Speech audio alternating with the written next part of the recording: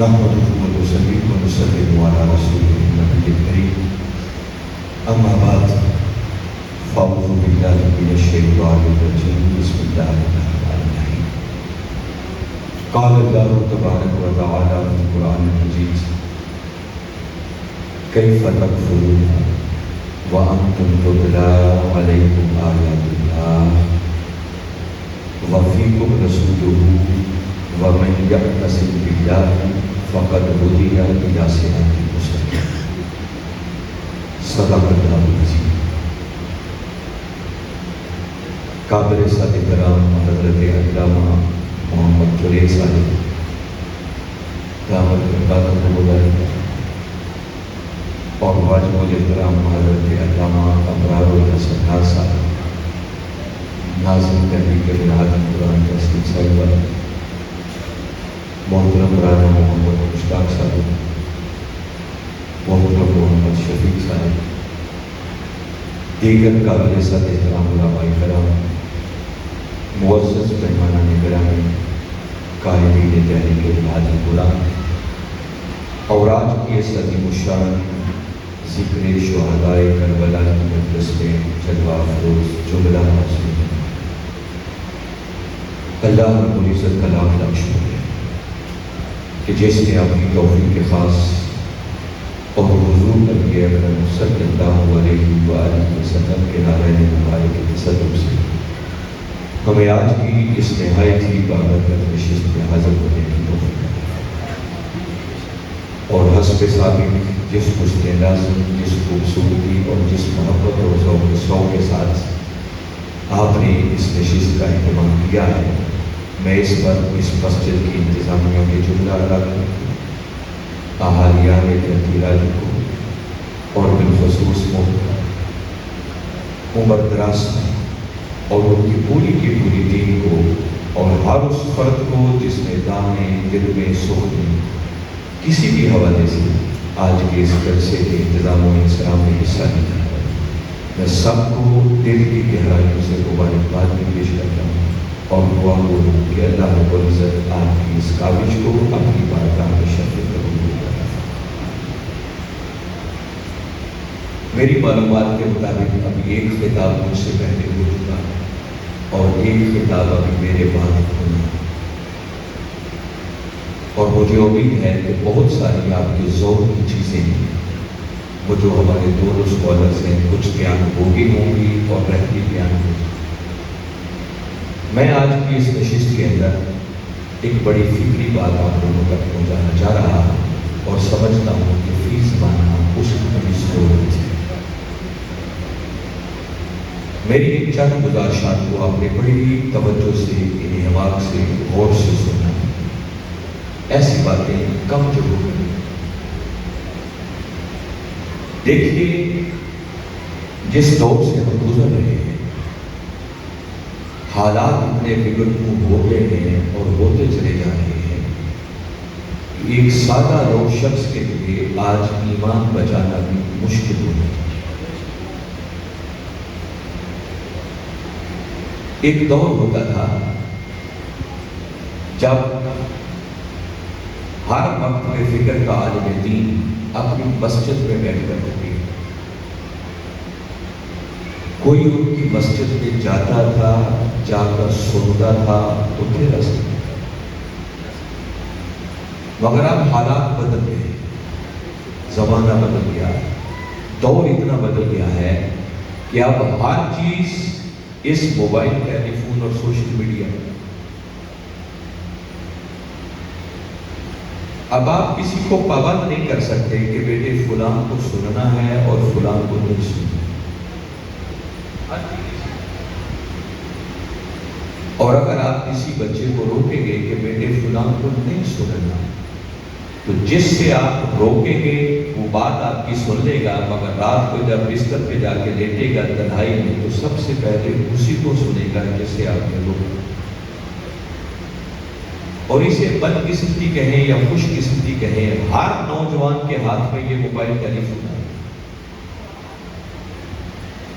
اس لیے میں بڑے درد مندانہ انداز میں کہ آپ لوگوں تک پیغام پہنچانا چاہ رہا ہوں اگر ان حالات کے اندر ہمارے علماء نے اپنی ذمہ داری کا احساس نہ کیا، اساتذہ نے اپنی ذمہ داری کا احساس نہ کیا، والدین نے اپنی ذمہ داری کا احساس کیا، اور بالخصوص اس طرح کی محافل کا انتظام کرنے والی انتظامیہ نے اگر اپنی ذمہ داریوں کا احساس نہ کیا، اور ہم نے اپنے بچوں کی تربیتوں کے لیے انہیں سامان فراہم نہ کیا، تو یاد رکھو نسلوں کے ایمان بچانا بھی مشکل ہو جائے۔ حالات اتنے خطرناک ہو گئے۔ دیکھو نا، بچوں کی تربیت کے لیے پہلی درسگاہ وہ ماں کی گود ہے، اور دوسری درسگاہ وہ گھر کا ماحول، اور بدقسمتی کہ ہماری یہ دونوں درسگاہیں ناکام ہوئی۔ آج نہ مائیں ایسی رہی جہاں سے بچے کو عقیدے کی تعلیم ملے، اس کو دین کی تعلیم ملے، اس کی تربیت کا سامان ملے، اور نہ گھروں کا ماحول ایسا رہا ہے کہ جس ماحول میں پروان چڑھنے والے بچے خود بخود اپنے دین کو سمجھتے ہیں۔ اور ان حالات کے اندر ہماری نسلوں کی تربیت کے لیے آج آ کے یہی محافل بچے، اور اگر ان محافل کو بھی ہم نے سنجیدگی سے نہ دی اور ان کو اپنے بچوں کے لیے تربیت گاہوں میں نہ بدلا، تو پھر ہماری نسلوں کے ایمان اور عقیدے کا اثر ہے۔ میں نے بالعموم دیکھا ہے، دیکھیے اچھی محافل، اچھے لوگوں کی کوئی کمی نہیں ہوتی، وہ ہر دور میں موجود ہے، مگر الا ماشاءاللہ جو کچھ میں دیکھتا ہوں، حالات اتنے بگڑ ہو گئے ہیں کہ آج دین کے نام پر سجنے والی محافل کا مقصد سوائے تفریح تماشے اور کچھ نہیں۔ لوگ وقتی طور پر ہنس لینے کے لیے،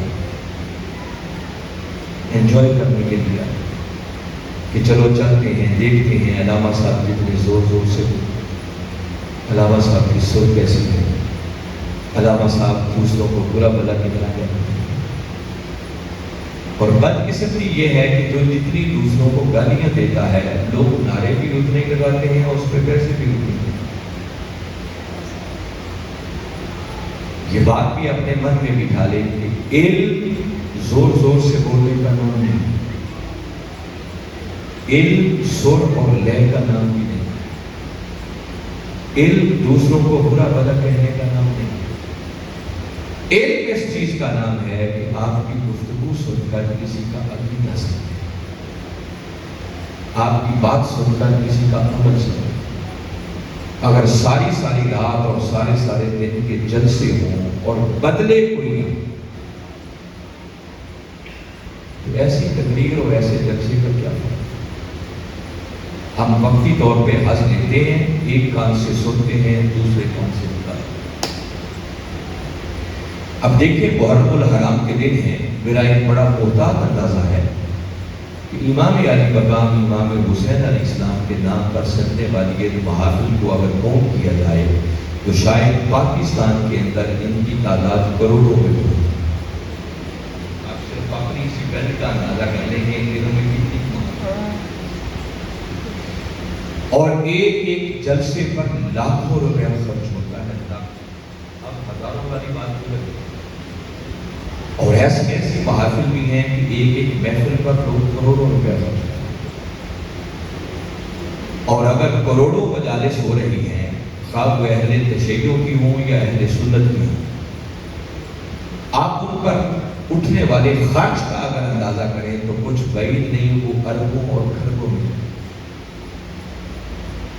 مگر افسوس کی بات یہ ہے کہ کروڑوں محافل کر کے، اربوں اور لاکھوں روپے خرچ کر کے، آج ان محافل سے حسینی ایک بھی پیدا نہیں ہوتا۔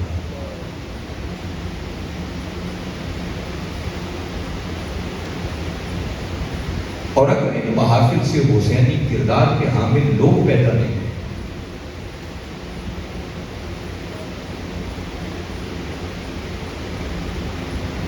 تو پھر ان محافل کا کیا فائدہ؟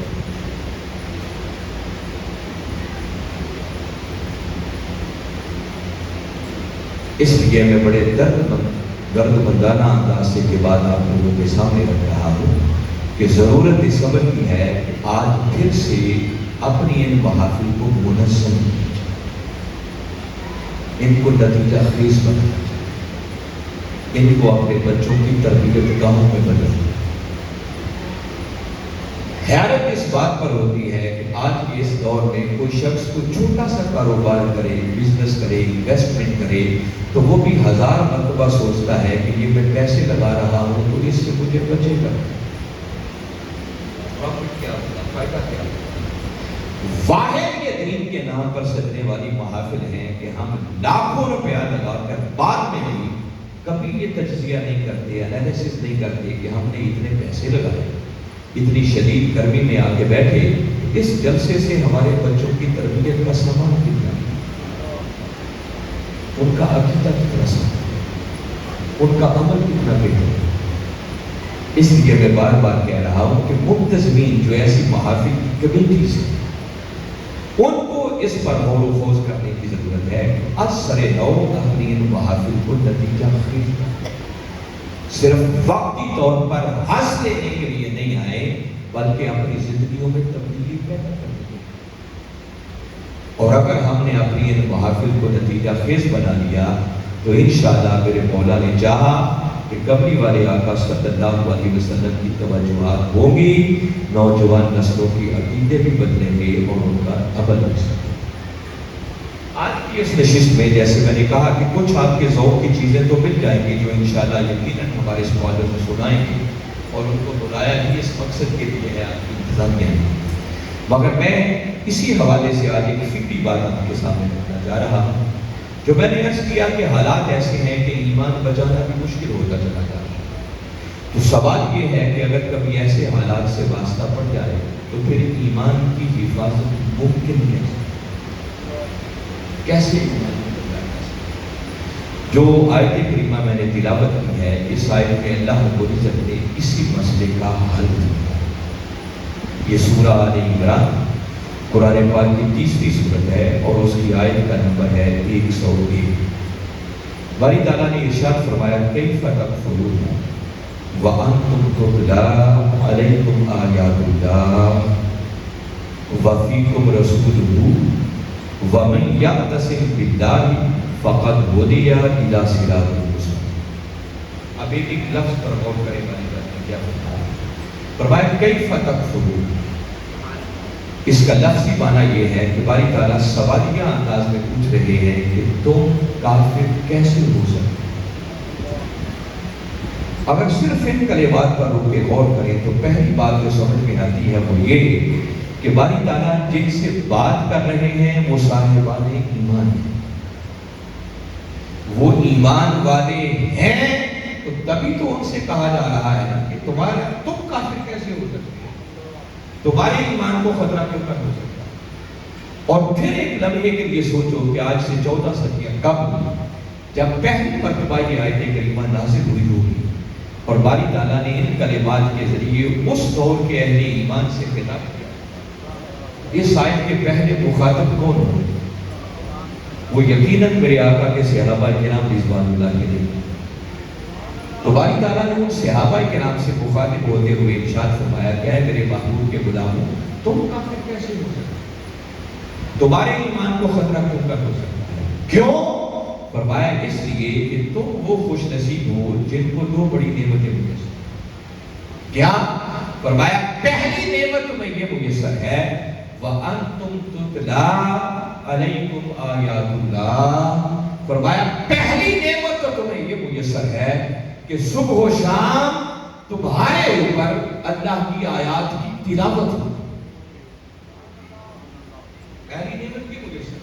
اور پھر آگے فرمایا وَفِيكُمْ رَسُولُهُ، اور دوسری نعمت تمہیں یہ میسر ہے کہ تمہارے اندر اللہ کا رسول موجود ہے۔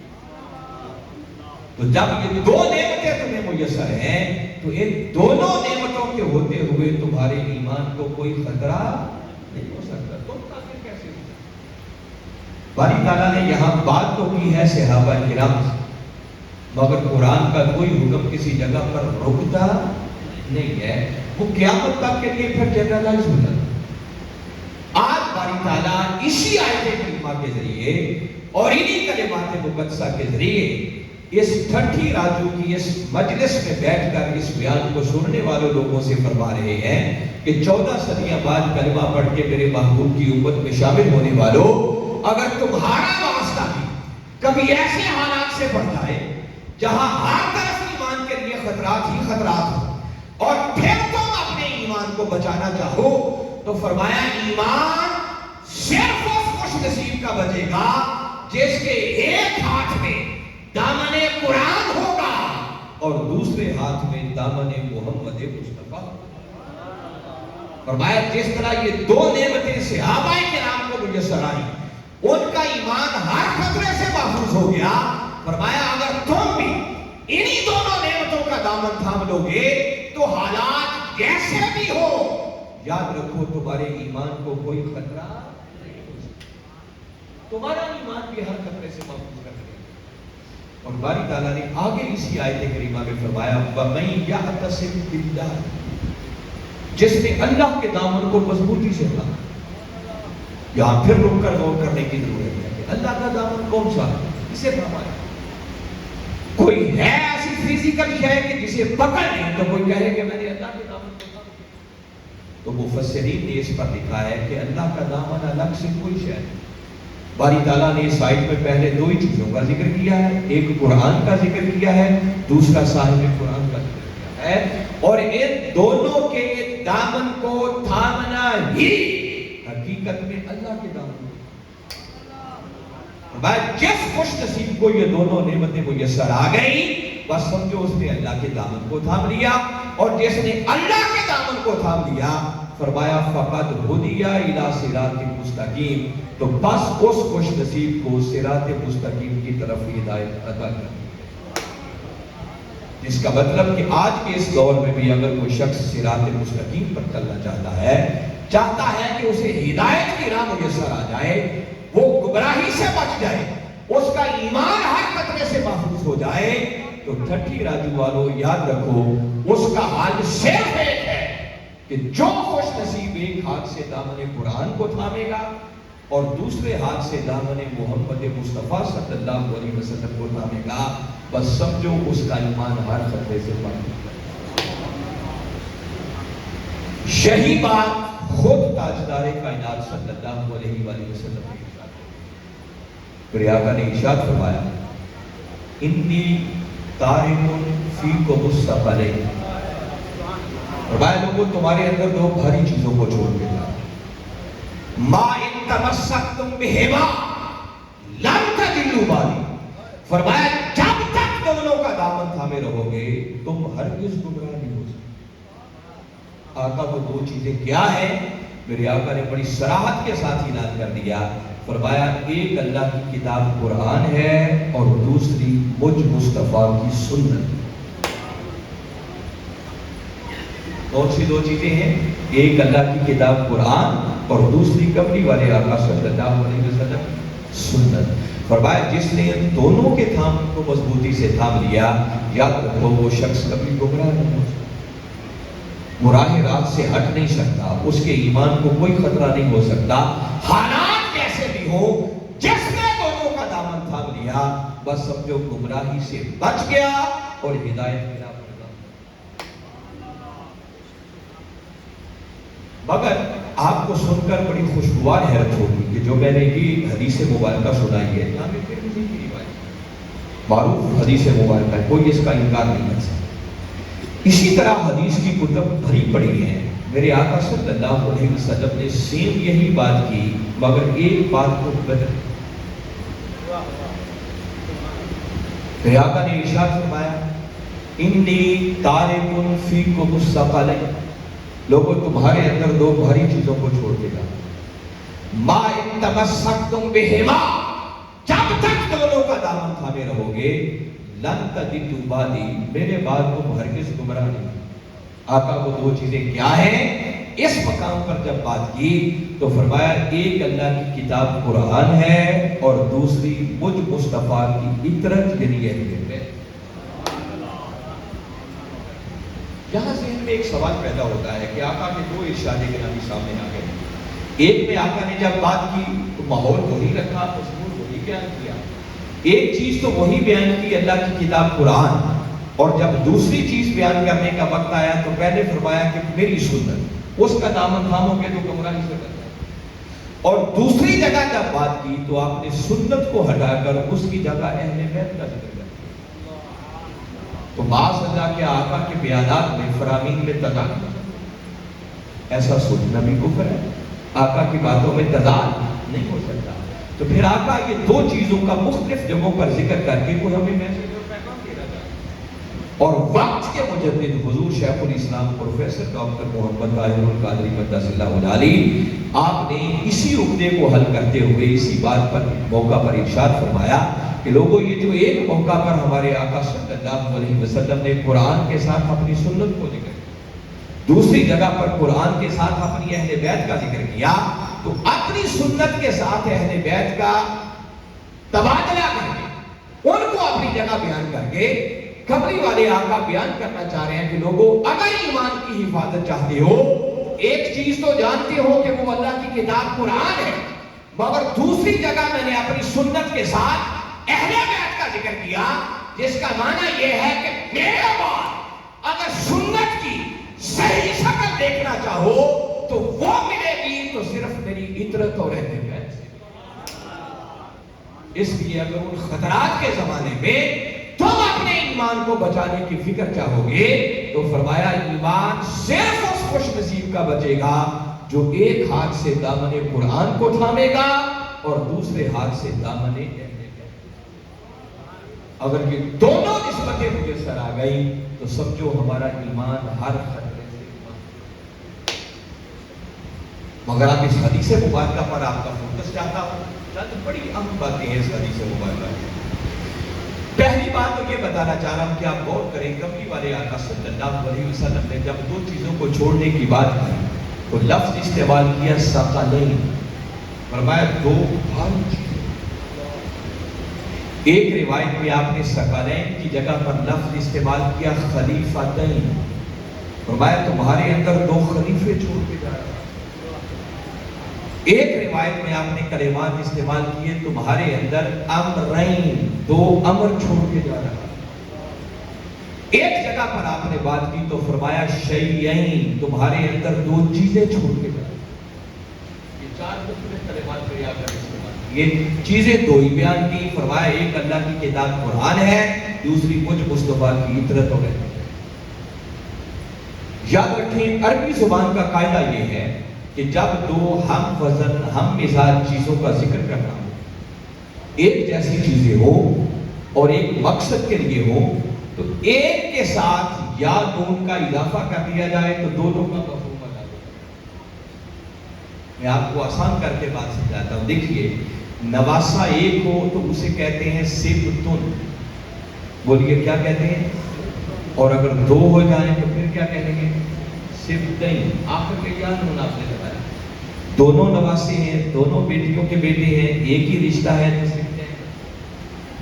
پاؤں ایک ہو تو اسے کہتے ہیں رجلن, اور اگر پاؤں دونوں کا اکٹھا ذکر کرنا ہو تو کیا کہیں گے, رجلین.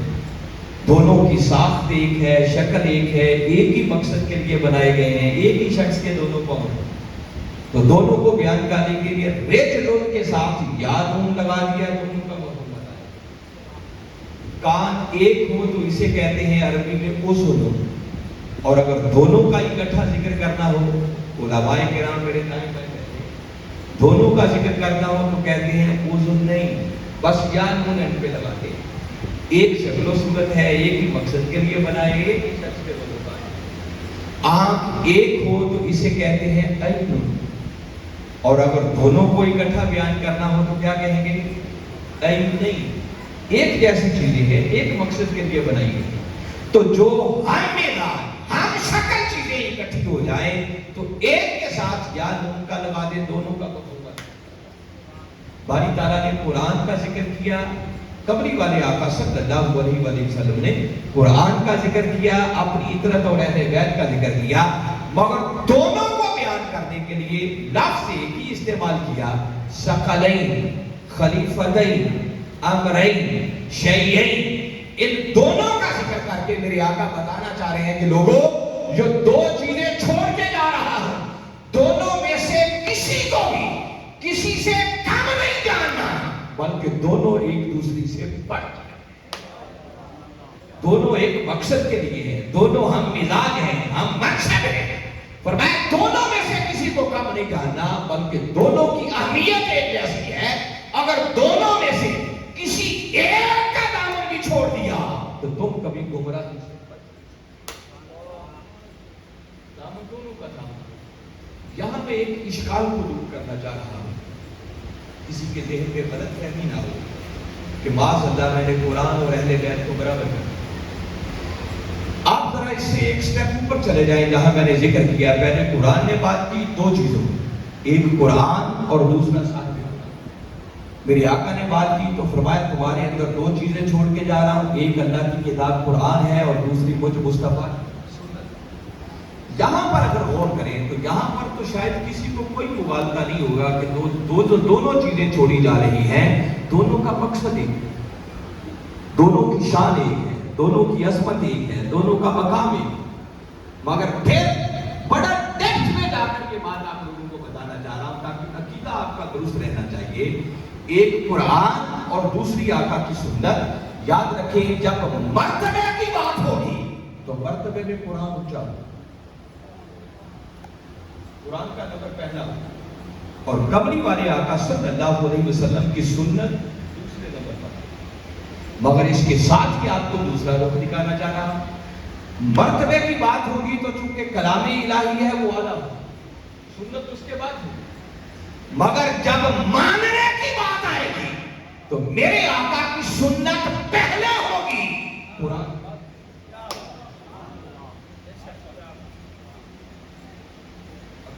صحیح رہنا چاہیے۔ مثلا میں نے مرتبہ تو ہر کسی کو سمجھ آ گیا، وہ اللہ کا کلام ہے یہ اس کی مخلوق محمد مصطفیٰ صلی اللہ علیہ وسلم، تو دونوں میں فرق ہوگا مرتبے، مگر میں کہہ رہا ہوں جب ماننے کی بات آئے گی تو ماننے میں آقا کی حدیث اور سنت میں لے آئے گی۔ آپ پوچھیں کہ کیسے؟ دیکھیے قرآن اترتا، قرآن کی آیتیں نازل ہوتی اور میرے آقا جب قرآن کی آیات نازل ہوتی اور صحابہ کرام کو پڑھ کے سناتے تو صحابہ کرام سن کر حیرت سے سوال کرتے، پوچھتے کہ آقا یہ جو آپ نے ابھی ابھی تلاوت کیا ہے یہ کیا ہے؟ صحابہ کو معرفت نہ تھی، پہچان نہ تھی کہ یہ کیا پڑھا جا رہا ہے۔ جب وہ سوال کرتے کہ آقا یہ کیا ہے، اس کے جواب میں میرے آقا ارشاد فرماتے کہ میرے غلاموں یہ جو تم نے ابھی ابھی سنا ہے یہ اللہ کا قرآن کیا ہے، یہ اللہ کا یہ جملہ جو میرے آقا فرماتے کہ یہ اللہ کا قرآن ہے، یہ جملہ خود قرآن نہیں۔ میری بات سمجھ آ رہی ہے؟ جب آقا یہ تعارف کرواتے کہ یہ اللہ کا قرآن ہے تو یہ جملہ خود قرآن نہیں ہے۔ اب مجھے بتائیں قرآن کو ماننے کے لیے آپ نے پہلے قرآن مانا یا پہلے آقا کی زبان اقدس سے نکلی ہوئی اس بات کو مانا؟ اگر آقا کی زبان اقدس سے نکلی ہوئی بات پر ہی ایمان نہیں ہے، اسی پر اعتماد نہیں ہے، تو پھر آقا کی زبان اقدس سے نکلنے والے قرآن کو کیسے مانا؟ پہلے آقا کی بات پر اعتماد ہوگا، تو جب ماننے کی بات آئے گی تو حدیث پہلے ہوگی، سنت پہلے ہوگی، قرآن بعد میں آئے گا، مگر مرتبے کی بات ہوگی تو قرآن پہلے ہوگی۔ مگر جب ایمان کی حفاظت کی بات آئے گی تو یاد رکھو جب تک دونوں اکٹھے نہیں ہوں گے، دونوں کا دامن نہیں تھامو گے، ایک ہاتھ میں جب تک دامن قرآن نہیں ہوگا، دوسرے ہاتھ میں دامن مصطفیٰ نہیں ہوگا، تب تک ایمان کی حفاظت کسی صورت بھی نہیں ہو سکتی۔ دونوں کا دامن ہوگا۔ اس پر آپ کو ایک دلچسپ قرآن کی سند اور دے دیتا ہوں۔ کوئی کہے کہ سنت اتنا ضروری کیوں ہے، اہل بیت اتنی ضروری کیوں ہے، صرف قرآن کو تھامنے سے ہدایت کری ہے؟ تو باری تعالیٰ نے قرآن پاک میں خود لکھا یُضِلُّ بِهِ کثیرا وَیَہْدِی بِهِ کثیرا۔ فرمایا قرآن ایک ہی ہے، اسی قرآن کو پڑھ کے لوگ گمراہ بھی ہو جاتے ہیں اور اسی قرآن کو پڑھ کے لوگ ہدایت بھی پا جاتے ہیں۔ تو ہے نا عجیب بات کہ قرآن ایک ہے تو قرآن پڑھ کے لوگ گمراہ کیوں ہوتے ہیں اور بہت سو کو ہدایت کیوں مل جاتی ہے؟ وہ فلسفہ کیا ہے؟ ہدایت کسے ملتی ہے؟ گمراہ کون ہوتا ہے؟ تو اس کا جواب فقط ایک ہے کہ جس شخص نے صاحب قرآن کو چھوڑ کر سیدھا قرآن کی طرف رجوع کیا، وہ ساری زندگی تو کیا قیامت تک بھی قرآن کو لے کے بیٹھا رہے، اس بدبخت کو قرآن سے ہدایت نہیں ملے گی، وہ قرآن پڑھ کے بھی گمراہ ہو۔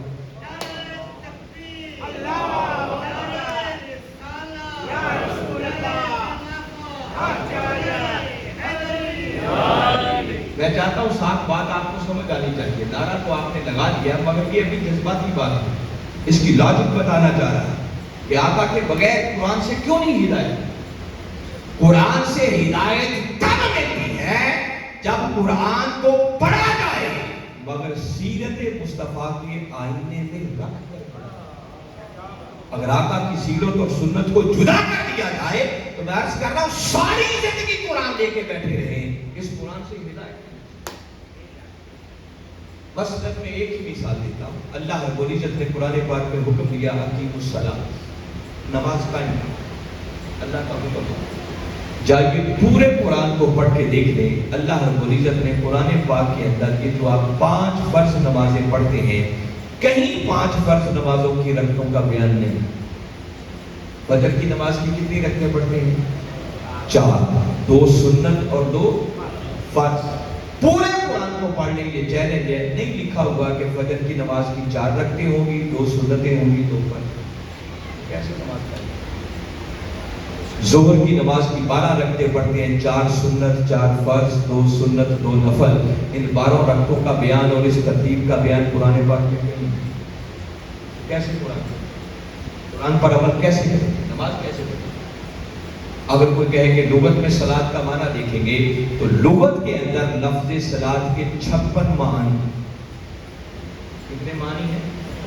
کس معنی پہ عمل کریں گے؟ ہر کوئی اپنا اپنا معنی دیکھے گا تو بندہ گمراہ ہوگا یا نہیں ہوگا؟ اللہ نے تو حکم دے دیا نماز قائم کرو، اب آگے اس نے تفصیل نہیں بتائی قرآن پاک، تو کیسے نماز قائم کریں؟ اب کیسے کا جواب یہ مصطفیٰ کی سنت سے دے۔ اور ایسا ہی ہوا جب پہلی بار حکم آیا نماز قائم کرو، صحابہ کرام نے سنا، بھاگتے ہوئے آقا کی بارگاہ میں آ گئے، آقا ہم نماز کیسے قائم کریں؟ میرے آقا نے نہیں فرمایا کہ میرے غلام کو انتظار کرو، ابھی تو پہلا حکم آیا ہے، قرآن اترنا باقی ہے، اگلی آیات میں باری تعالیٰ اس کی تفسیر کی گئی ہے، یہ نہیں فرمایا۔ چونکہ اللہ بھی جانتا ہے، اس کا رسول بھی جانتا ہے کہ قرآن کے اندر نماز کی تفصیلات بیان نہیں ہیں۔ میرے آقا نے وہیں کھڑے کھڑے جو جواب دیا وہ من کی تختیوں پر لکھنے والا ہے۔ میرے آقا نے فرمایا صلو کما رأیتمونی اصلی، فرمایا میرے غلاموں نماز قائم کرنی ہے نا تو پریشانی کیا؟ فرمایا میں جو بس مجھے دیکھو اور جو جو کرتا تم مجھے دیکھتے ہو، بس ویسے ویسے کرتے چلے جاؤ، تمہاری نمازیں ادا ہو۔ تو مجھے بتائیں آقا کی اس سنت کو اگر ہٹا دیا جائے تو قرآن پر عمل ہو سکتا ہے؟ قرآن پڑھ کے بندہ گمراہ نہیں ہوگا تو؟ اور یہ جو جملہ میرے آقا نے ارشاد فرمایا بڑا ایمان افروز جملہ ہے، فرمایا صلو کما رأیتمونی اصلی، میرے غلاموں تم نماز اس طرح پڑھو جس طرح تم مجھے نماز پڑھتے ہوئے دیکھتے۔ اور ایک ایمان افروز بات آپ کو بتا دوں، میرے آقا نے صحابہ کرام کے جواب میں یہ نہیں فرمایا کہ تم نماز پڑھو جیسے میں پڑھتا، یہ بات نہیں کرو۔ اگر یہ فرمانا ہوتا نا تو صرف 3 لفظ چاہیے تھے، صلو کما اصلی، یہ جملہ مکمل ہے۔ صلو کا معنی ہے تم نماز پڑھو، کما جیسے، اصلی میں پڑھتا۔ آقا نے یہ تو فرمایا، آپ نے بات کو لمبا کیا، فرمایا صلو کما رأیتمونی اصلی، فرمایا میرے غلاموں تم نماز اس طرح پڑھو جس طرح تم مجھے نماز پڑھتے ہوئے دیکھتے ہو۔ دیکھنے پر زور، تو آقا آپ سمپلی فرمانے نماز پڑھو جیسے میں پڑھتا ہوں، ہر کسی کو سمجھ آ جائے، مختصر بات ہو جائے۔ تو جواب ملا کہ لوگوں اگر یہ فرما دیتا کہ نماز پڑھو جیسے میں پڑھتا ہوں تو فرمایا کائنات کے اندر کسی فرد بشر کی مجال ہی نہیں تھی جو مجھ مصطفیٰ جیسی نماز پڑھ سکتا۔ فرمایا مجھ جیسی نماز کوئی نہیں پڑھ سکتا، پھر فرمایا مجھ جیسی نماز تو تم پڑھ نہیں سکتے تو کیا کرو؟ فرمایا مصطفیٰ کو نماز پڑھتے ہوئے دیکھو، بس جو جو کرتا میں ظاہراً تمہیں دکھائی دیتا ہوں، بس ویسے ویسے کرتے چلے جاؤ، تمہاری نمازیں ادا ہو۔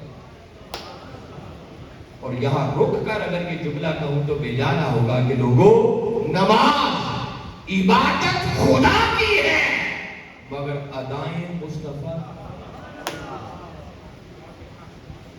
یہ ایک الگ سبجیکٹ ہے کہ بندہ اسی پر گھنٹوں بات کرتا چلا جائے، تو میں صرف یہ سمجھا رہا تھا کہ جب تک قرآن کو سیرت مصطفیٰ کے آئینے میں رکھ کر نہ پڑھا جائے تب تک قرآن سے ہدایت میسر نہیں آ سکتی۔ اور اگر کوئی بڑا اہل علم غور سے میری باتیں سن رہا ہو تو میں ایک بات اور ان کے اطمینان کے لیے کہہ رہا ہوں کہ سمجھے کہ شاید میں ایسے ہی حدیث کا سہارا لے کے بات سمجھا رہا ہوں، تو کیا قرآن کے سمجھنے کے لیے آقا کا ہونا ضروری ہے؟ آئیے اس پر قرآن کی ایک نص دے دیتا ہوں تاکہ بات پکی ہو جائے۔ سورہ نساء قرآن پاک کی چوتھی سورت ہے، اس کی آیت نمبر 61 ہے۔ باری تعالیٰ نے ارشاد فرمایا وَإِذَا قِيلَ لَهُمْ، خطاب آپ نے محبوب سے کیا، فرمایا محبوب جب ان لوگوں سے کہا جاتا ہے تعالوا، کہ بھئی آؤ، جب انہیں دعوت دی جاتی ہے، بلایا جاتا ہے، آؤ، کدھر آؤ؟ آگے دعوتیں دو ہیں، اِلَى مَا أَنزَلَ اللَّهُ، کہ جو کچھ اللہ نے نازل کیا ہے اس طرف۔ اب مجھے بتائیں اللہ نے کیا نازل کیا ہے؟ بولے زور سے بولو، اللہ نے کیا نازل کیا ہے؟ قرآن۔ کیا نازل کیا ہے؟ تو جب قرآن نازل کیا ہے تو پہلی دعوت قرآن کی طرف ہوگی، اِلَى مَا أَنزَلَ اللَّهُ، جو اللہ نے نازل کیا ہے اس طرف۔ اور یہاں بات ختم نہیں کی، ساتھ ہی آگے فرمایا وَإِلَى الرَّسُولِ، اور رسول کی طرف کیا۔ کتنی دعوتیں ہو گئی؟ ایک قرآن کی دعوت، دوسری صاحب قرآن کی دعوت۔ اتنی بات کر کے باری تعالیٰ نے آگے فرمایا رَأَيْتَ الْمُنَافِقِينَ، محبوب آپ دیکھیں گے کہ جو منافق لوگ ہیں، کون؟ یہ منافقوں کا طریقہ ہوگا، منافقوں کا دستور ہوگا، ان کا شیوہ ہوگا۔ کیا فرمایا رَأَيْتَ الْمُنَافِقِينَ يَصُدُّونَ عَنْكَ صُدُودًا، کہ محبوب جو منافق ہیں وہ قرآن کی طرف تو بھاگ بھاگ کر آئیں گے مگر جب تیرے پر کی بات آئے گی تو سر پھیر دیں گے۔ جس کا مطلب جو صاحب قرآن کو چھوڑ کر سیدھا قرآن کی طرف جانے کی بات کرے اسے ہدایت ملنا تو بڑی دور کی بات، اللہ کی نگاہ میں اس بدبخت سے بڑا منافق ہو۔ اور منافق وہ ہے جو کافر سے بھی بدتر ہو، جس کا مطلب اگر ایمان کو بچانا ہے، گمراہی سے بچنا ہے، ہدایت کی راہ پر چلنا ہے تو پھر دو دامن ہیں، ایک قرآن، دوسرا صاحب قرآن۔ اور آقا نے اپنی سنت کی جگہ پر اہل بیت کا ذکر کر کے بتا دیا لوگوں جیسے میرا دامن تھامنا ضروری تھا، اب میرے بعد میرے دامن کو تھامنا ہوگا تو میرا دامن اسی کو میسر آئے گا جو علی، فاطمہ، حسن اور حسین۔ میں ان کا دامن تھامنا ہی حقیقت ہے میرے دامن۔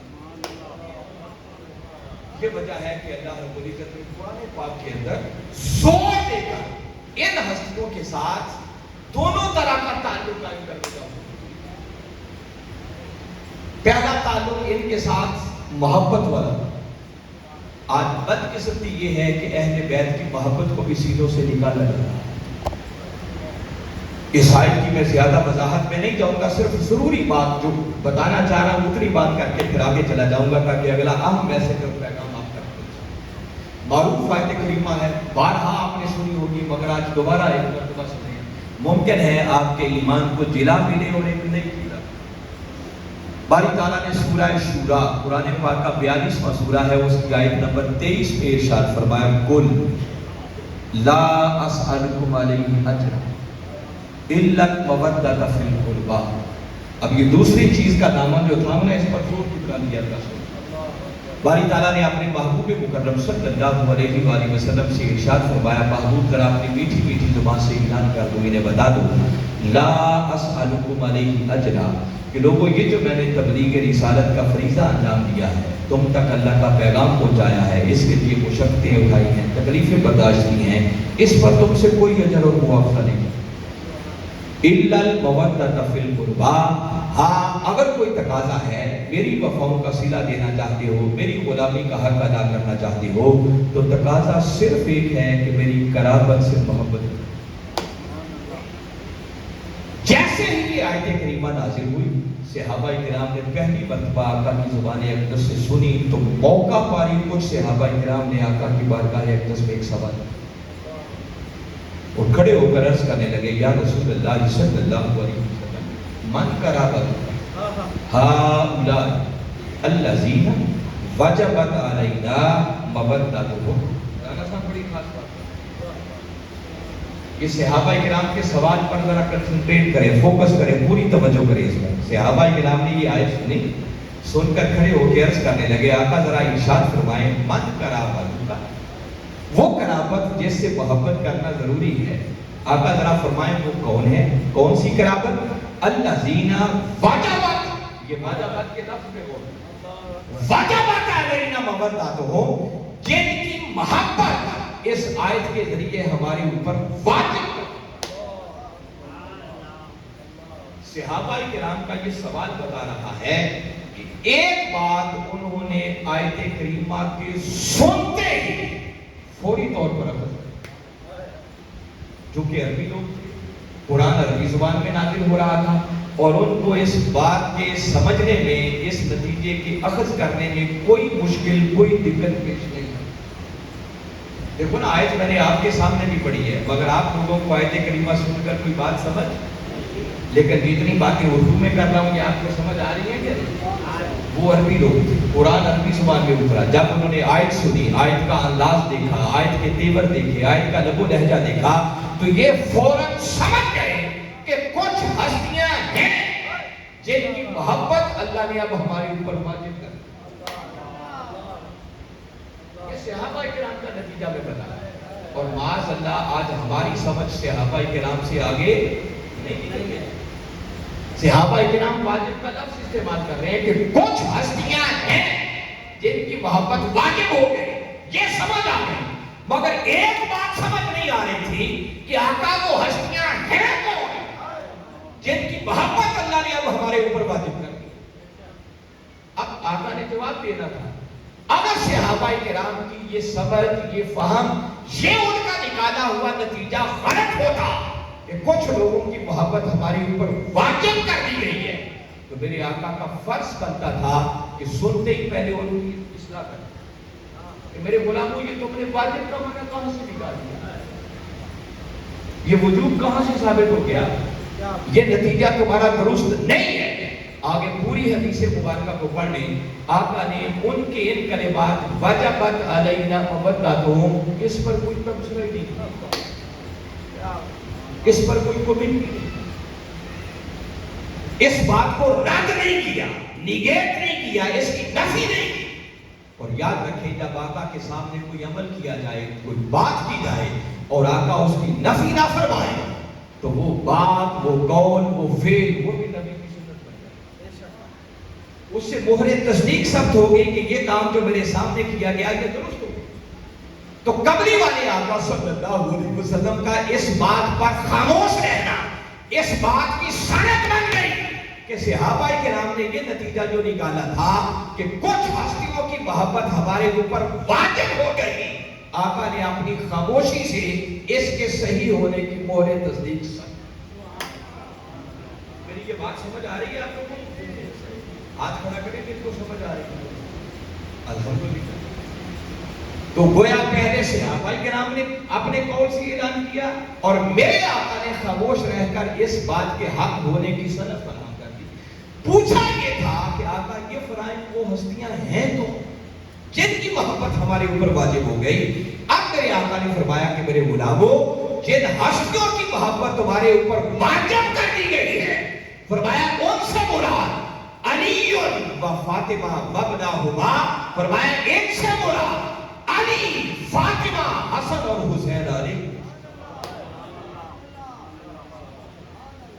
اب اس آیت کریمہ کا ترجمہ پھر سنیں، باری تعالیٰ فرما رہے ہیں، کل محبوب ذرا اپنے میٹھی میٹھی زبان سے اعلان کر دو۔ کیا اعلان کر دو؟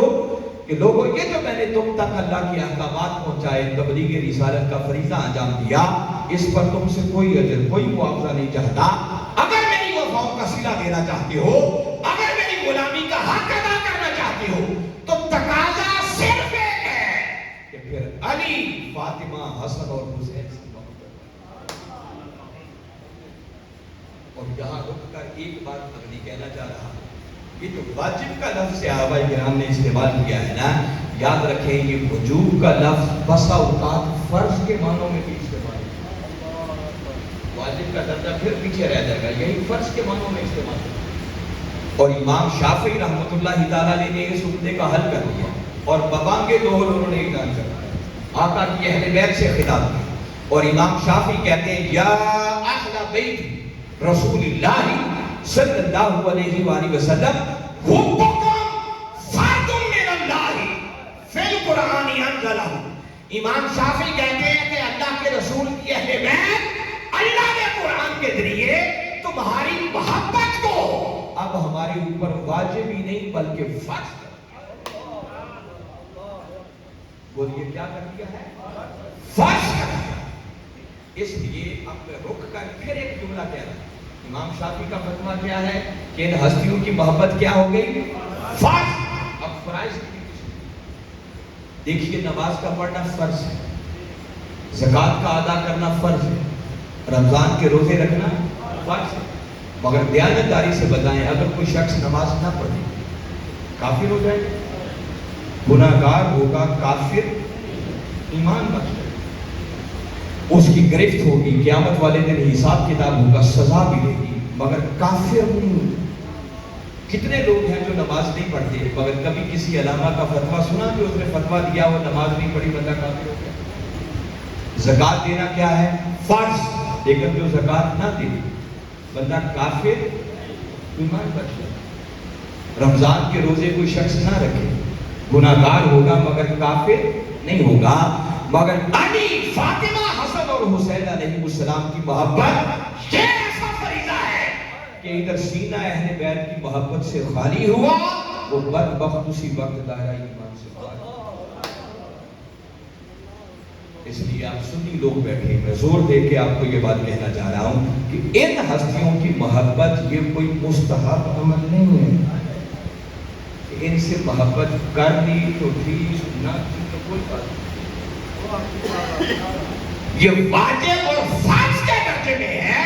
ان ہستیوں کی محبت کے بغیر گزارا ہی نہیں ہے.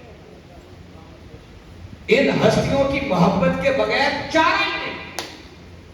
ادھر سینہ اہل بیت کی محبت سے خالی ہوا، وہ بدبخت اسی وقت دائرہ ایمان سے خالی.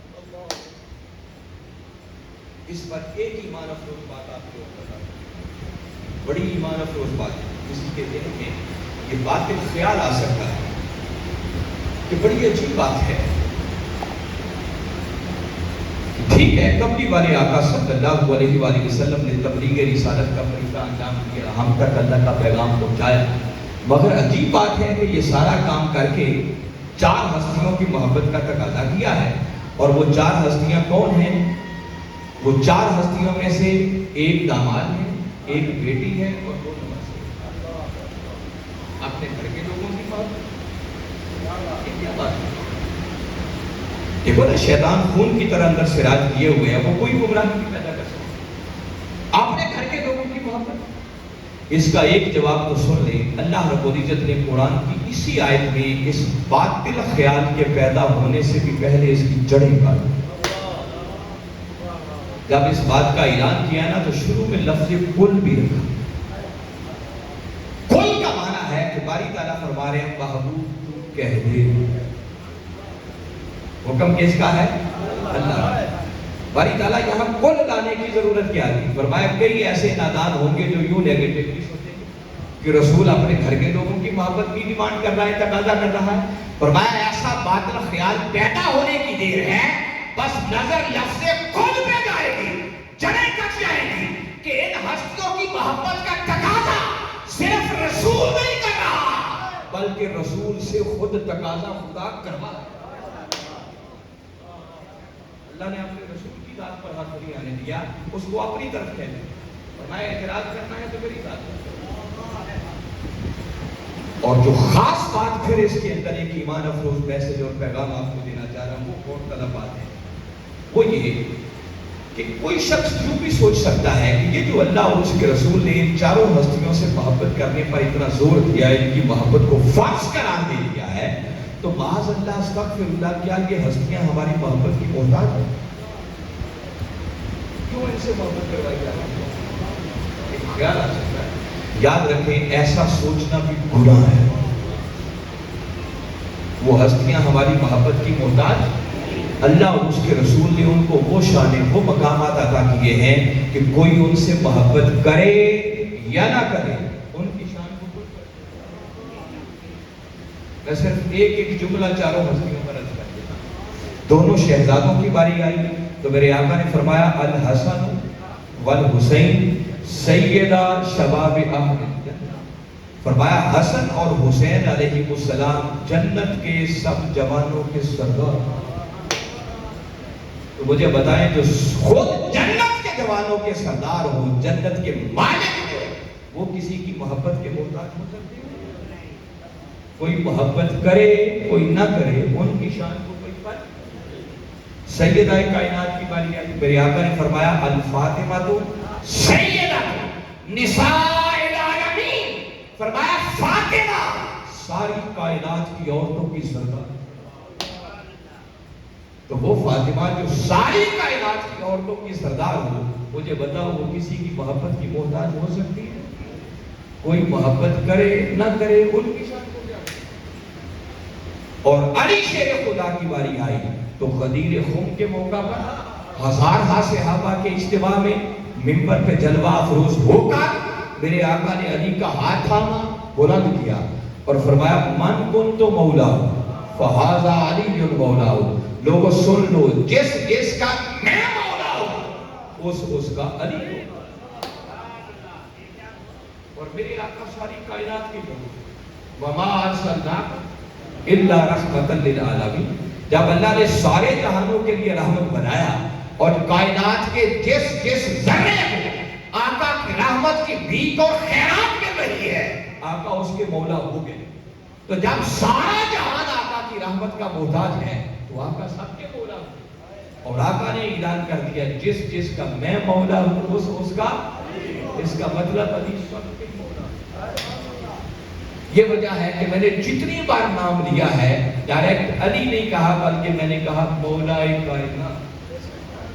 وہ ساری کائنات کے مولا ہیں. تو مجھے بتائیں جو کائنات کے مولا ہوں وہ کسی کی محبت کا محتاج ہو سکتا ہے؟ کوئی محبت کرے نہ کرے ان کی شان کو کوئی فرق. تو لہذا یہ چار ہستیاں تو محبت کی محتاج ہیں. پھر اس سے بھی بڑی گمراہی آ سکتی ہے کہ یہ جو اللہ اور اس کے رسول نے زور دیا ان ہستیوں سے محبت کرنا تمہارے اوپر فرض ہے. تو معاذ اللہ کیا اللہ اور اس کا رسول محتاج ہے کہ ان سے محبت کرنا؟ ایسا سوچنا بھی کفر ہے. کوئی ان ہستیوں سے محبت کرے اللہ اور اس کے رسول کی شان بڑھی نہیں ہے, اور کوئی بغض سے اپنے دل کو بھر لے تو اللہ اور اس کے رسول کی شان میں کوئی کمی. تو نہ یہ ہستیاں محبت کی محتاج, نہ اللہ ان کی محبت کا محتاج, نہ رسول ان کی محبت کا محتاج. تو پھر سوال پیدا ہوتا ہے کہ اللہ اور اس کے رسول نے ان ہستیوں سے محبت کرنے پر زور کیوں دیا؟ میری بات فالو کر رہے ہیں؟ بڑی اہم بات کی طرف آپ سنا رہے. اللہ نے کیوں اتنا زور دیا قرآن کی آیت نازل کرنے؟ ان ہستیوں کی محبت کو ہمارے اوپر فرض کیوں قرار دیا؟ وہ ہستیاں محبت کی محتاج نہیں, اللہ محتاج نہیں, رسول محتاج نہیں. جب یہ تینوں مختلف کیٹیگریز الگ ہو گئی کہ یہ تو محتاج نہیں ہے, تو پھر ٹھنڈے دل سے رک کر ہمیں سوچنے کی ضرورت ہے کہ کہیں ہم ہی تو ان کی محبت کے محتاج ہیں. اب بچتے تو ہم ہی باقی ہیں. کیوں ان کی محبت پر زور دیا؟ تو بس اس کا جواب یس ہے. ہاں, اللہ اور اس کے رسول نے ان ہستیوں سے محبت کرنے پر زور اس لیے دیا ہے.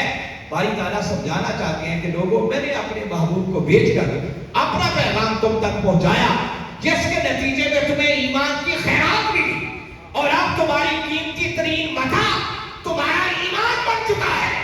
میں اور میرا رسول چاہتے ہیں کہ تمہارا ایمان بچا رہے, تمہارا ایمان محفوظ رہے.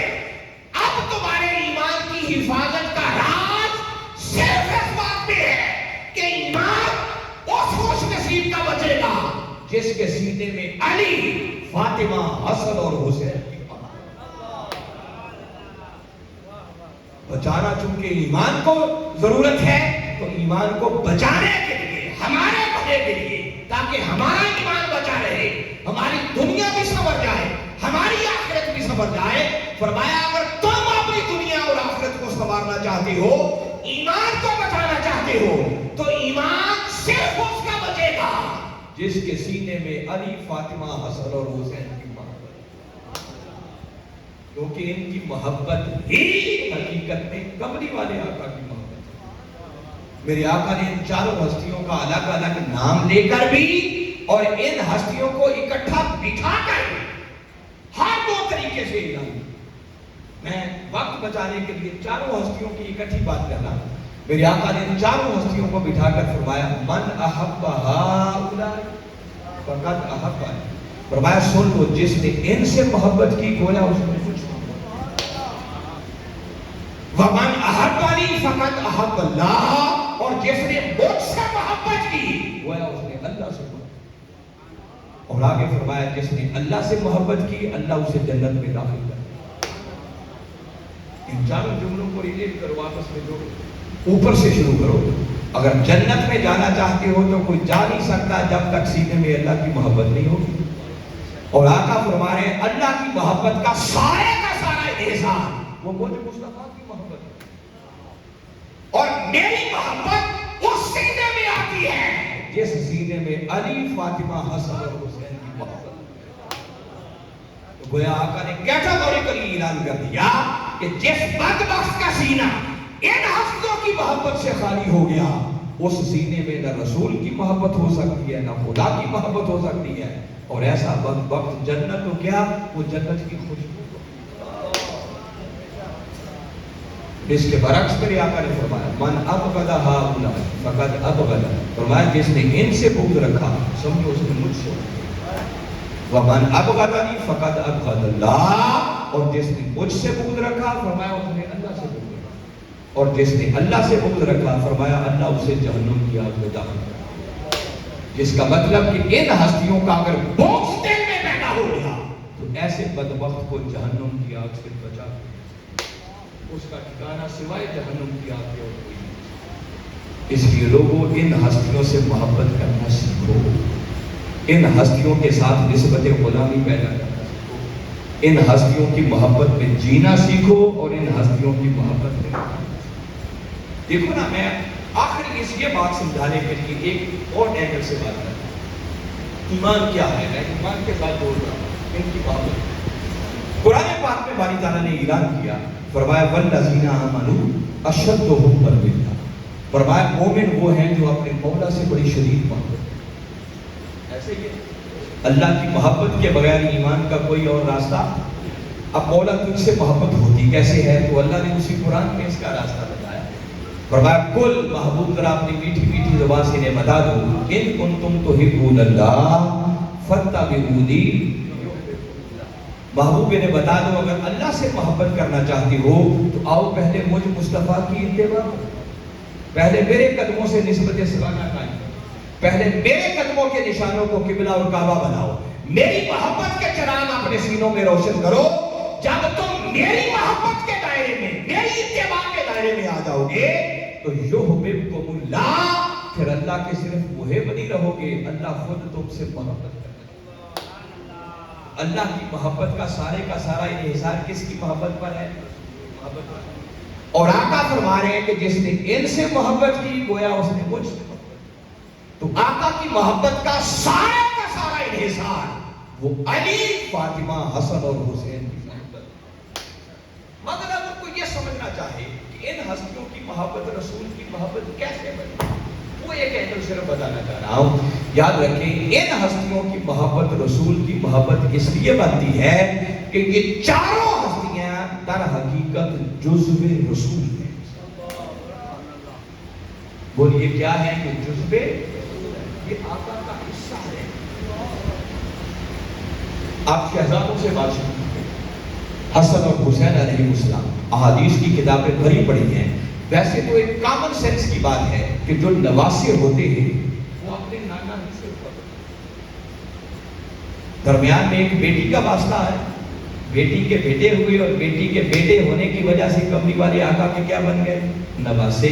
تو نواسے در حقیقت نانا ہی کا حصہ ہوتے ہیں. نانا ہی کا خون ان کی گردوں, ان کے رگوں میں گردش کر رہا ہوگا.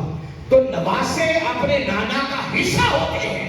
اور یہاں صرف نواسے نہیں بلکہ اگر آپ آقا کی احادیث مبارکہ کو پڑھیں تو آقا نے جب کبھی بھی ان شہزادوں کا نام لیا تو نواسے نہیں کہا, ہمیشہ ان کو اپنے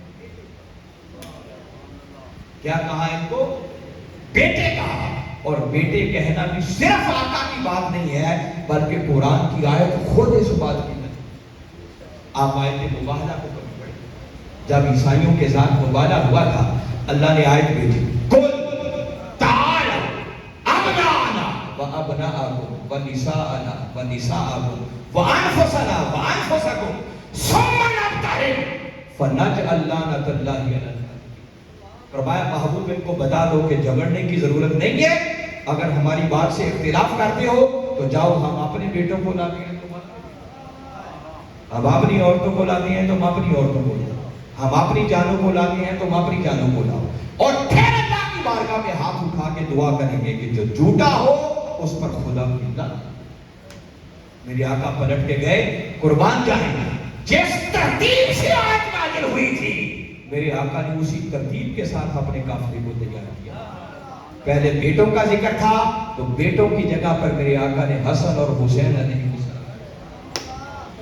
اب ان شہزادوں کو بیٹا کہنا صرف آقا کی بات نہیں رہی کہ خود قرآن کا اعلان کیا. گویا یہ دونوں شہزادے میرے آقا کا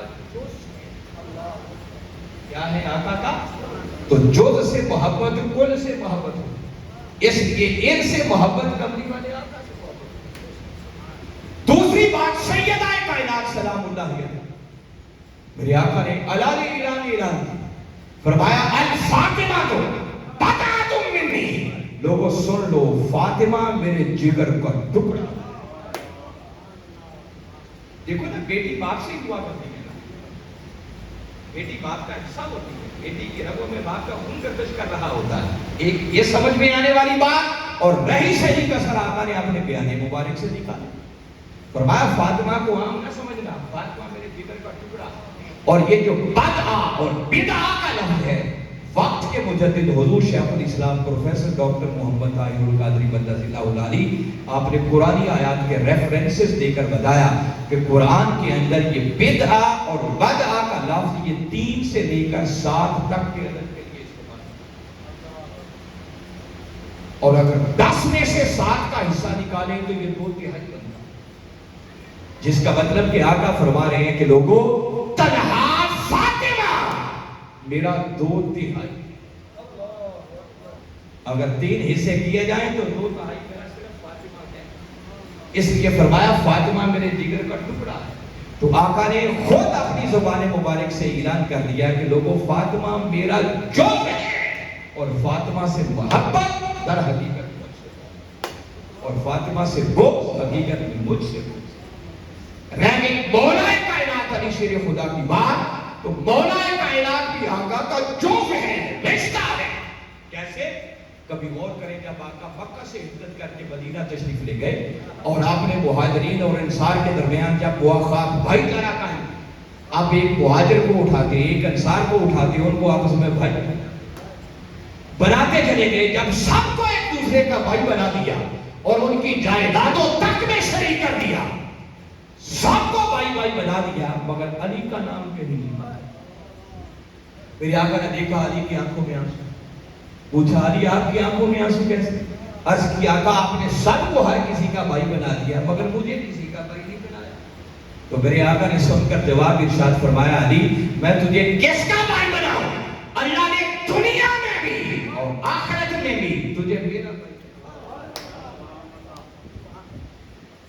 ایک بات پھر اسی طرح میرے آقا نے اپنی زبان مبارک سے ارشاد فرمایا, الناس من شجر شتى ولكن انا وعلي من شجرة واحدة. فرمایا پوری کائنات انسانی درخت کی مختلف شاخوں سے پیدا کی گئی, مگر جب میری اور علی کی باری آئی تو اللہ نے ہم دونوں کو ایک درخت کی ایک ہی شاخ سے پیدا کیا. اللہ نے یہ بیان کر کے ان کو اپنا حصہ بنا دیا. اور رہی صحیح کسر پھر قرآن کی آیت میں نکال دی, پھر آیت مبالغہ کی طرف لاتا. باری تعالیٰ نے حکم دیا, محبوب ان عیسائیوں کو ذرا بتا دو پڑھنے کی ضرورت نہیں ہے. آؤ ہم اپنے بیٹوں کو لاتے ہیں، تم اپنے بیٹوں کو لاؤ. ہم اپنی عورتوں کو لاتے ہیں، تم اپنی عورتوں کو لاؤ. وَأَنفُسَنَا وَأَنفُسَكُمْ، ہم اپنی جانوں کو لاتے ہیں، تم اپنی جانوں کو لاؤ.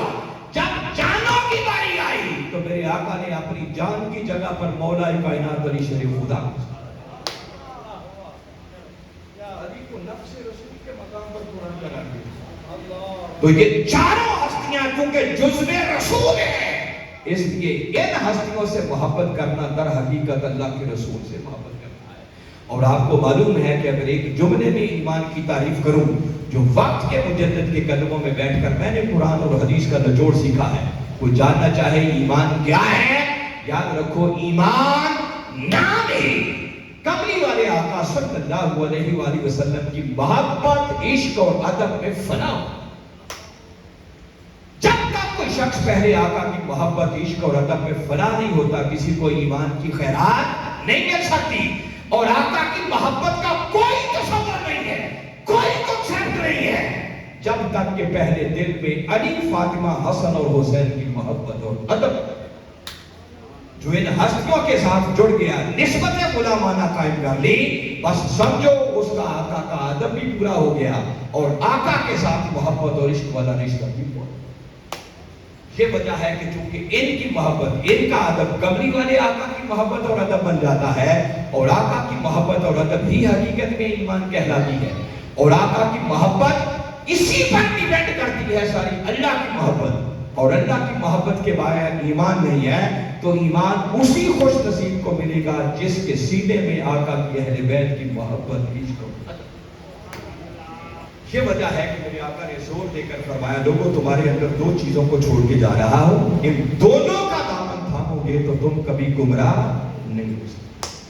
مگر حاضرین مکرم کرتے دل سے کہہ رہا ہوں، جس پر اللہ کے خود اللہ نے زور دیا، اللہ کے رسول نے زور دیا کہ ایمان کو بچانا ہے، گمراہی سے بچنا ہے، ایک ہاتھ سے دامن قرآن کو تھامنا ہوگا، دوسرے ہاتھ سے دامن اہل بیت کو تھامنا ہوگا.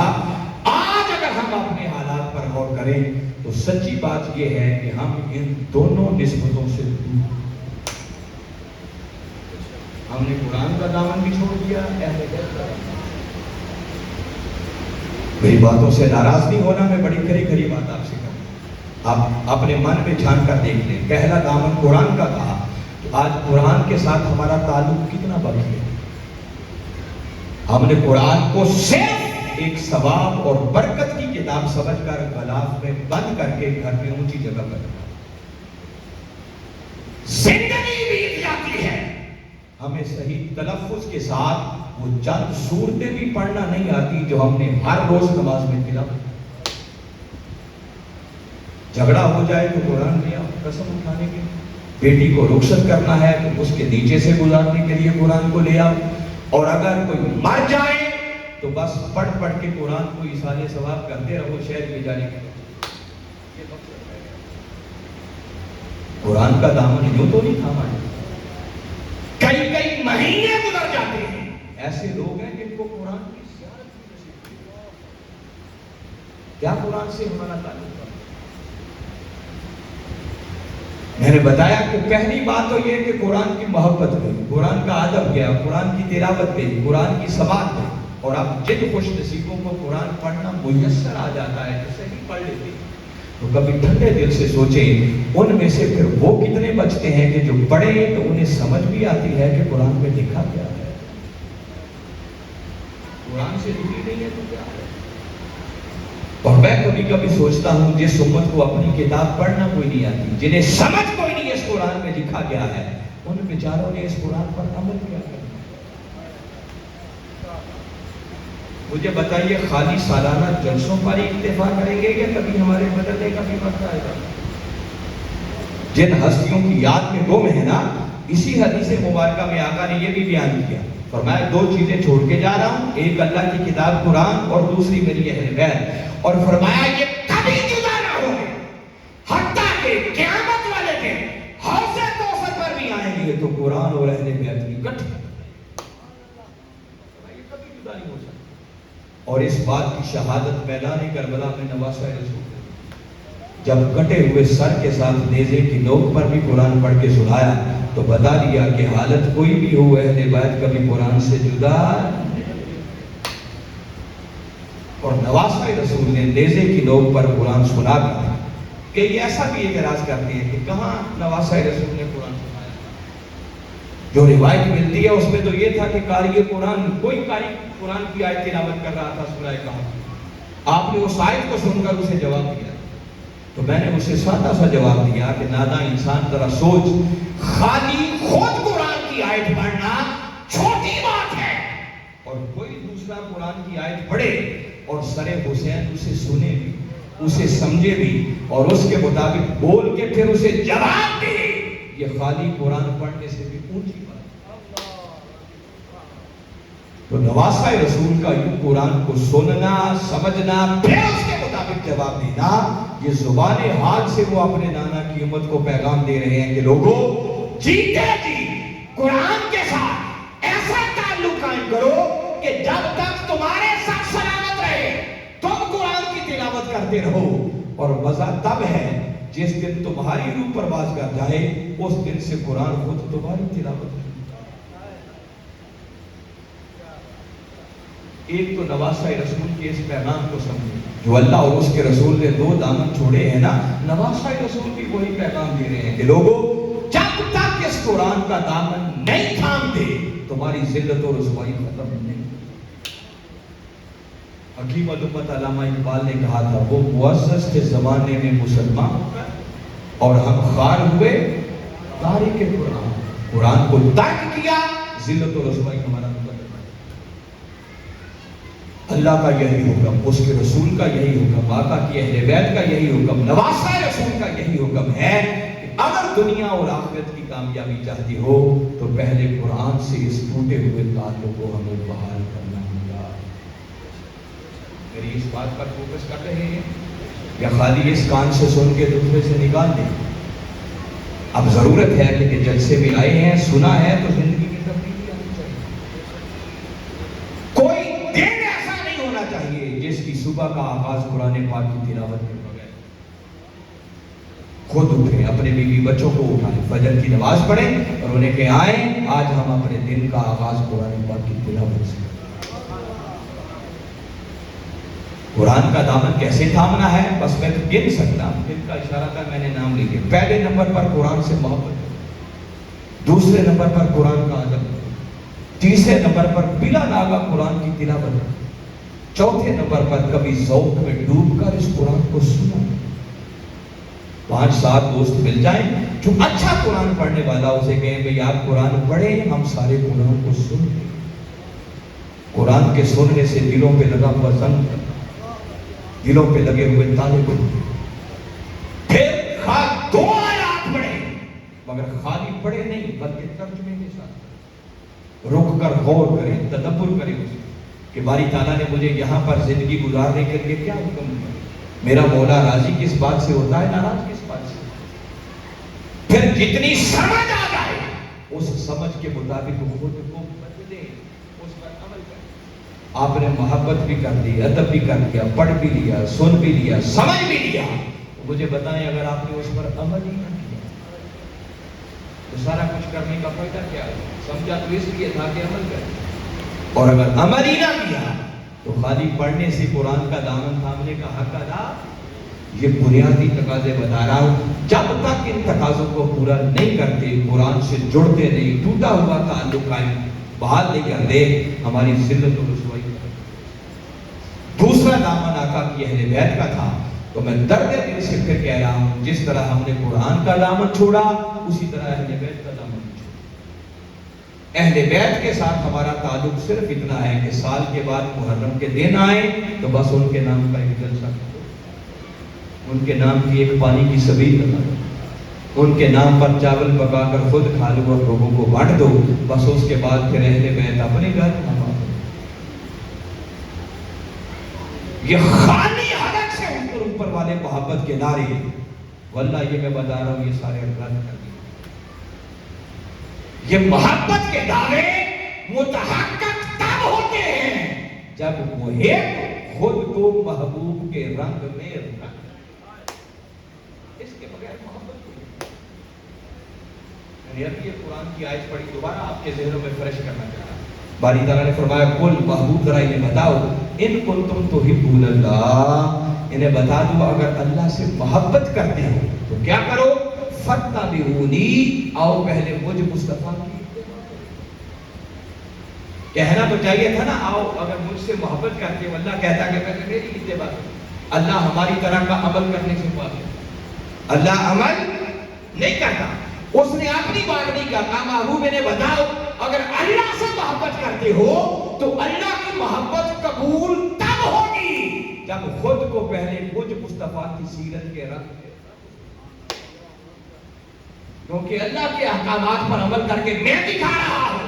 اب جیسے میں نے اللہ کے رنگ میں خود کو رکھا ہے، تم اللہ سے محبت کرتے ہو تو تم اپنے آپ کو میرے رنگ میں رکھو. اور جب تم میرے نقش قدم پر چلو گے تو نتیجہ کیا نکلے گا؟ فرمایا پہلے تم محبت کا دعویٰ کرتے تھے، نہ جانے قبول ہوتا تھا یا نہیں، مگر جب میری اتباع کرو گے، میرے قدموں کے نشانوں کو اپنا قبلہ اور کعبہ بنا لو گے تو پھر اللہ کے محب نہیں رہو گے. یحببکم اللہ، اللہ خود تمہیں اپنا محبوب بنائے.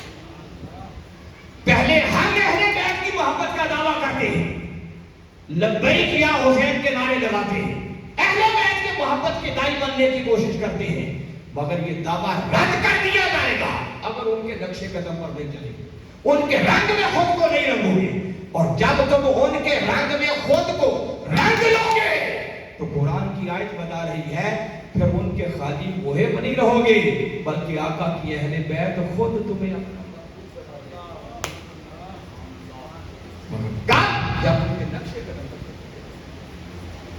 نقش قدم میں سے ایک بات جو سادہ سی جو ہر بندے کو سمجھ میں آتی ہے، نواسۂ رسول تو وہ ہیں جنہوں نے تیروں، تلواروں اور نیزوں کے سائے میں اپنا آخری سجدہ بھی قضا نہیں ہوئی.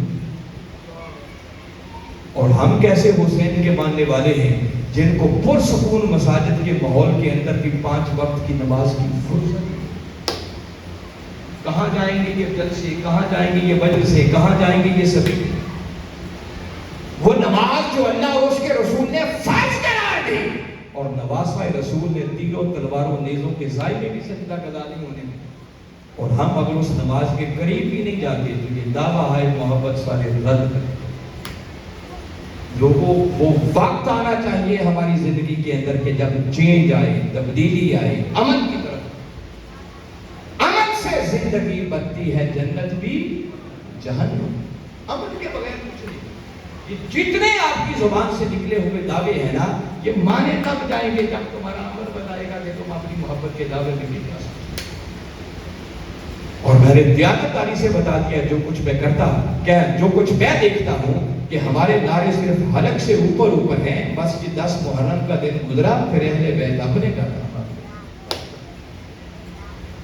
ہم صرف اس میں انٹرسٹ ہیں کہ یہ سناؤ انہوں نے اتنی بڑی قربانیاں دی کیسے، ان کی شہادتوں کے منظر کیا تھے. حضرت عباس کے بعد وہ کیسے قلم ہوئے، اونو محمد کے لاشیں کیسے گر گئے، حضرت قاسم کی شہادت کیسے ہوئی، 6 ماہ کے معصوم علی اصغر نے کیسے دم توڑا، 18 سالہ علی اکبر کا لاشا حسین کیسے اٹھا کے لایا، امام علی مقام کی شہادت کا منظر کیا تھا، وہ لٹا پھٹا قافلہ کیسے شام اور دمشق کے بازاروں سے ہوتا ہوا شہر مدینہ میں پہنچا. ہم کہتے ہیں کہ سنا، یہ سننا، سنانا، آنسو بہانا اللہ اس پر بھی اجر دے.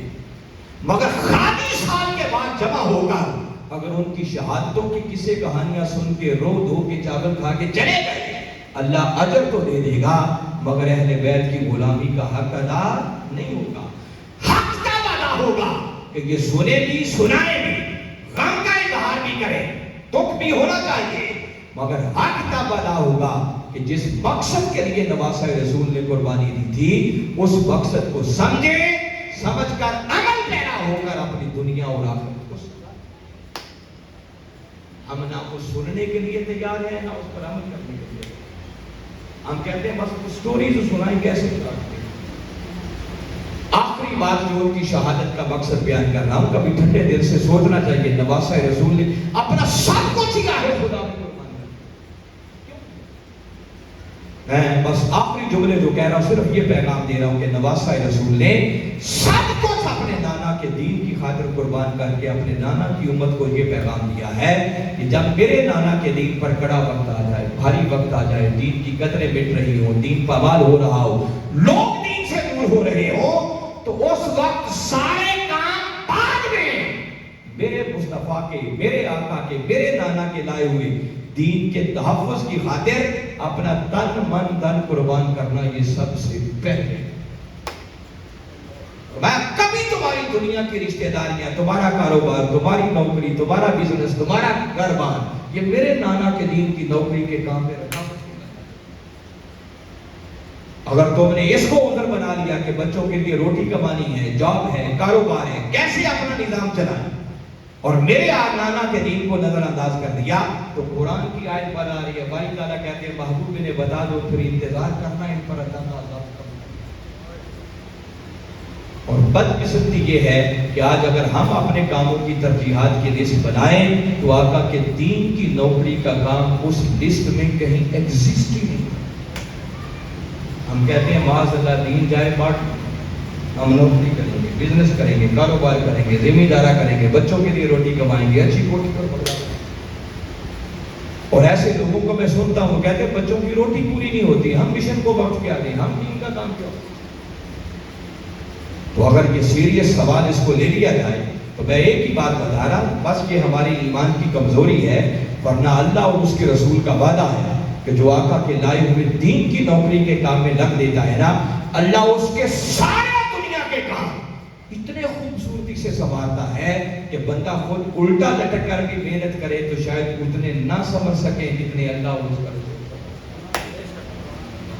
اللہ اس بندے کو وہاں سے عطا کرتا ہے جو بندے کے وہم و گمان میں بھی نہیں۔ اللہ کا وعدہ ہے جو میری راہ میں دیتا ہے، فرمایا اسے 700 گنا بڑھا کر عطا کرتا ہوں۔ کتنے گنا؟